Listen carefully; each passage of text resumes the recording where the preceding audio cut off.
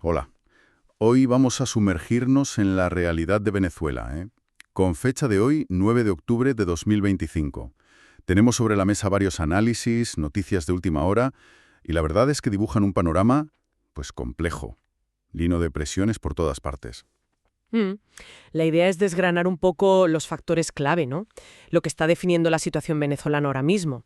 Tensiones militares, el bloqueo político, la crisis económica que no cesa y, claro, cómo vive esto la gente, qué les preocupa. Vamos a ello. Ujú.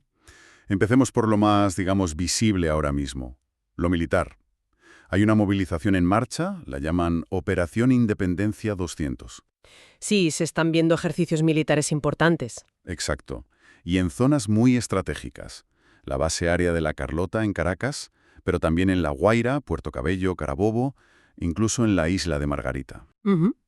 Y participan fuerzas armadas y también las milicias populares, lo que le da un componente, bueno, particular. Y la justificación oficial, según leemos, es que esto es una respuesta directa a un despliegue militar de Estados Unidos en el Caribe. Ajá. Operaciones que, según se informa, ordenó el presidente Trump con el objetivo declarado de luchar contra el narcotráfico. Sí, y no son maniobras menores, ¿eh? Hablamos de recursos de bastante peso, aviones F-35, barcos, unidades de asalto anfibio, o sea, una presencia notable. Claro.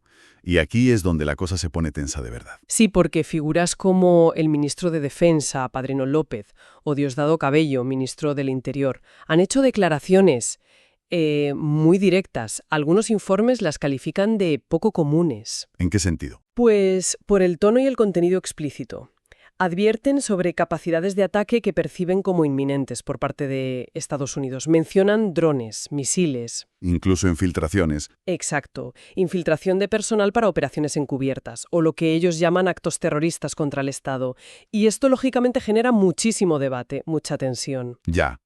Pero a ver, desde el punto de vista del análisis, es interesante ver cómo esta presión externa, que además incluye denuncias venezolanas sobre incursiones aéreas cerca de la isla de Orchila, Que no es una isla cualquiera, ¿verdad? Es estratégica. para nada, es un enclave clave para vigilancia en el Caribe, pues cómo toda esta presión, real o instrumentalizada, parece usarse para intentar, digamos, aglutinar el sentimiento nacionalista. La clásica estrategia del enemigo exterior para buscar cohesión interna. Exacto, exacto.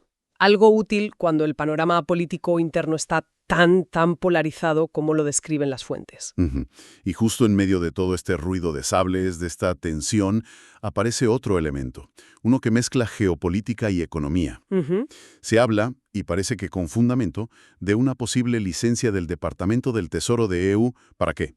Pues para que Shell, junto con Trinidad y Tobago, operen en la plataforma Dragón. Un yacimiento de gas enorme en aguas venezolanas. Ahí está la clave. El objetivo sería extraer y exportar ese gas. Un movimiento que, si se confirma, tendría unas implicaciones, bueno, tremendas. Sí, sin duda. Sería un factor disruptivo. Introduce una variable económica potente en una ecuación dominada hasta ahora por la confrontación pura y dura. Podría interpretarse de muchas maneras, ¿no? Claro, un intento de aliviar tensiones energéticas, una forma de presión indirecta ofreciendo una vía económica pero condicionada. Una señal a otros actores. Habrá que seguirlo muy de cerca. Ujú. Desde luego. Y todo esto, esta tensión militar, estos cálculos geopolíticos, ocurren sobre un fondo político interno que las fuentes describen como, bueno, como un estancamiento peligroso, una parálisis tensa. Sí, una situación donde nadie parece avanzar pero la tensión sigue subiendo. Es complejo. Por un lado, los análisis señalan que Nicolás Maduro, bueno, sigue controlando el aparato del Estado. Se apoya mucho en ciertas instituciones, ¿verdad? Fundamentalmente, el Tribunal Supremo de Justicia, el TSJ, que bueno, tiene un historial de sentencias favorables al gobierno. Bloqueando a la oposición, validando acciones controvertidas. El electoral, El CNE, que también ha sido muy cuestionado por su imparcialidad. Según los informes, estos son los pilares que le permiten a Maduro, pues, mantener el status quo a pesar de todo. Ujú. Pero la oposición tampoco está parada. No. Con María Corina Machado ahora como figura más visible, algunos documentos dicen que está más fuerte y unida que nunca. Ejerce presión constante buscando un cambio democrático, elecciones libres. Es un choque. Y para entender la profundidad de esta crisis de gobernabilidad, hay datos en los documentos que ponen los pelos de punta. A ver, Primero, el apoyo popular al partido de gobierno. Las estimaciones lo sitúan sobre un 24%. Más allá del número exacto, la tendencia que marcan los analistas es de un desgaste muy, muy fuerte. Un 24% es muy bajo. Sí. Y podría explicar esa necesidad de reforzar controles o buscar legitimidad por otras vías, como el nacionalismo que comentábamos. Entiendo. Segundo, un tema delicado: derechos humanos. La ONG Foro Penal habla de 841 personas detenidas por motivos políticos a día de hoy. 841 es muchísimo. Y el detalle es peor. Dentro de esa cifra hay 37 casos de desaparición forzada, o sea, casos donde se niega la detención o el paradero. Eso es gravísimo. Y 685 presos sin condena firme todavía. Son cifras que sugieren un patrón, no solo casos aislados, una crisis judicial seria. Ya. Y tercero, el acceso a la información. Siguen las denuncias de censura digital, bloqueos selectivos a webs de noticias independientes o críticas. Limitando la libertad de prensa, claro. Exacto. Controlar la narrativa es fundamental en este escenario. Entonces, si juntamos todo esto, bajo apoyo, presos políticos, censura. Pues lo que emerge es un horizonte político muy incierto. Y un punto que podría añadir tensión es esa propuesta de reforma constitucional para 2025 que impulsa el gobierno. ¿Podría generar problemas internos también? Algunos análisis sugieren que sí, que podría crear fricciones incluso dentro del chavismo al tocar equilibrios de poder. Y bueno, la trayectoria general que describen las fuentes es de un mayor autoritarismo, un vaciamiento institucional. Lo que aísla más a Venezuela en la región, supongo. Sí, contrasta con otras tendencias en Latinoamérica. Y la presión internacional, sobre todo de Estados Unidos, sigue ahí, como factor relevante. Un panorama político complicadísimo, sin duda. Y claro, esta parálisis, esta tensión, tiene un reflejo directo y brutal en la economía, en el bolsillo de la gente. Ahí es donde el impacto es más inmediato, ¿no? Totalmente. Los dos grandes titulares económicos son la devaluación imparable del bolívar y una inflación que ha vuelto a coger una velocidad de vértigo. Las cifras son tremendas. Para echarse a temblar, sí.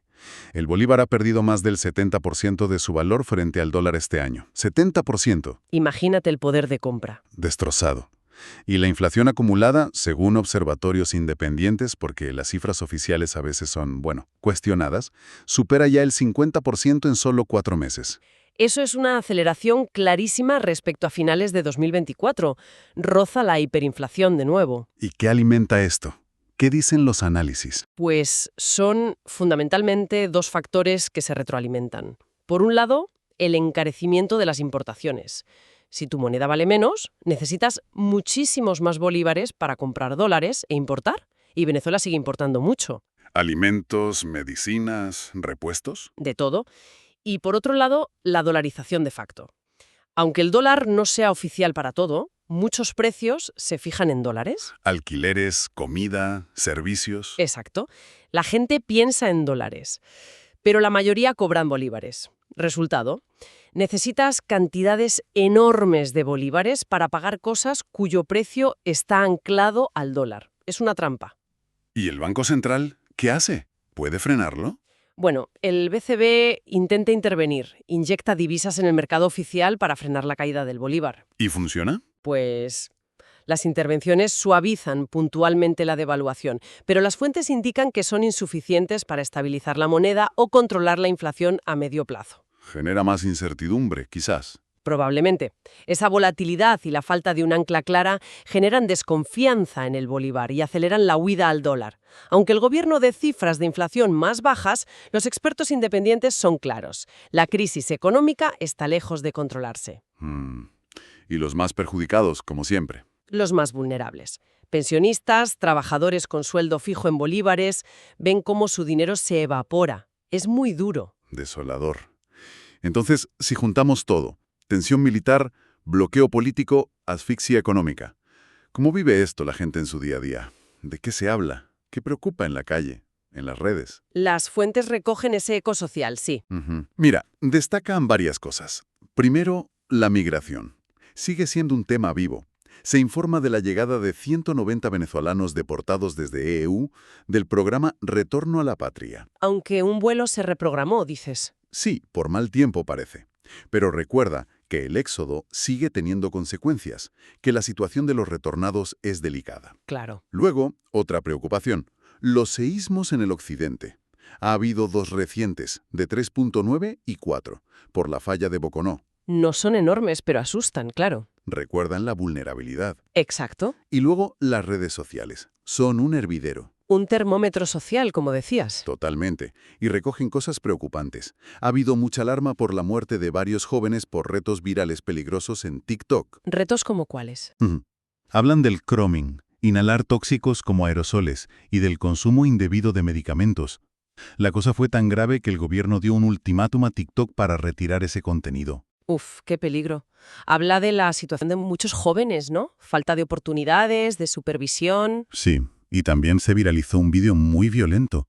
Un conductor de autobús pegando a su ayudante. Una brutal golpiza, lo describen. Acabó en detenciones, pero expuso esa violencia cotidiana que puede surgir. Quizás exacerbada por el estrés general. Puede ser.